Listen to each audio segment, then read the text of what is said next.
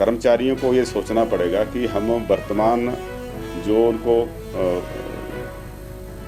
Benefits मिल रहे हैं, अगर वो चाहते हैं कि उनको मिलते रहें तो उनको सरकार के साथ खड़ा होना पड़ेगा।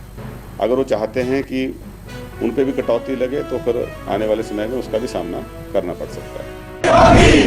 प्रशासन तुमको करनी होगी। कि हमारे पास सीमित विकल्प हैं। कर्मचारियों को ये सोचना पड़ेगा कि हम वर्तमान जो उनको बेनिफिट्स मिल रहे हैं, अगर वो चाहते हैं कि उनको मिलते रहें तो उनको सरकार के साथ खड़ा होना पड़ेगा। अगर वो चाहते हैं कि उन पे भी कटौती लगे तो फिर आने वाले समय में उसका भी सामना करना पड़ सकता है, क्योंकि हर चीज़ जो है पैसे से जुड़ी हुई है और पैसा जो नोट छापने की आज़ादी जो है किसी स्टेट गवर्नमेंट को नहीं है ना। जितना पैसा हमारे अकाउंट में आएगा उतना ही पैसा हम खर्च कर सकते हैं। तो संसाधन बढ़ाने की तरफ हमने ध्यान दिया है और उसकी तरफ हम आगे बढ़े हैं। तो कर्मचारी नेता जो है अपनी नेतागिरी चमकाने के लिए उल्टे सीधे बयान ना दें, बल्कि वो जिस जिम्मेवारी के साथ सरकार आगे बढ़ रही है उस जिम्मेवारी को वो भी निभाएं और उनका भी ये प्रदेश है, उनकी भी जिम्मेवारी प्रदेशवासियों के पास के लिए बनती है। हमारी जो सरकार है उसको ये भी देखना है कि जिस परिवार से कोई सरकारी कर्मचारी नहीं है उसको तो कोई डीए नहीं मिलता, उसके लिए तो और वित्तीय संसाधन नहीं है उसके पास।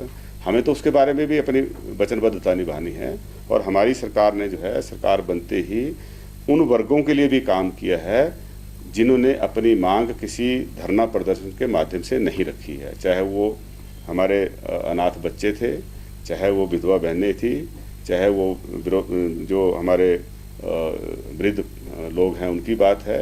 हमने उनके लिए भी काम किया और सरकार का जिम्मेवारी है कि हम उनके लिए भी काम करें। तो सरकार सिर्फ एक वर्ग के लिए काम नहीं करती, सरकार पूरे समाज के लिए, हर व्यक्ति के लिए काम करती है और हम उसी दिशा में जो है आगे बढ़ रहे हैं। जहाँ तक कर्मचारियों के सड़क पे उतरने की बात है, वो इनके टाइम पे इससे बुरी हालत थी, है ना। और ऐसी कोई सरकार की अवधि नहीं रही है जब कर्मचारियों ने इस तरह की कोई हड़ताल ना की हो।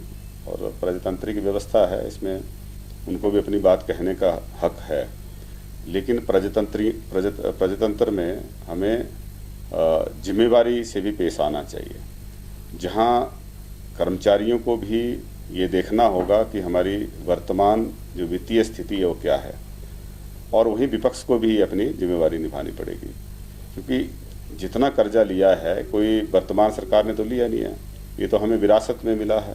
हम विरासत के कर्जे को ढो रहे हैं, लेकिन अपनी जिम्मेवारी निभा रहे हैं। जहाँ पे हम पुराने कर्जे की जो लोन रीपेमेंट है उसको भी दे रहे हैं, अपने विकास के कार्यों को भी सुनिश्चित कर रहे हैं, और साथ में जो भविष्य के लिए हमें मैन पावर चाहिए उसकी भर्तियां भी हो रही हैं। तो सरकार की कोई एक्टिविटी ना रुके, इसकी तरफ भी जो है कदम उठा रहे हैं। लेकिन कर्मचारियों से पहले भी मुख्यमंत्री जी ने अनुरोध किया है कि डीए तब मिल पाएगा जब सरकार की वित्तीय स्थिति वैसी रहेगी।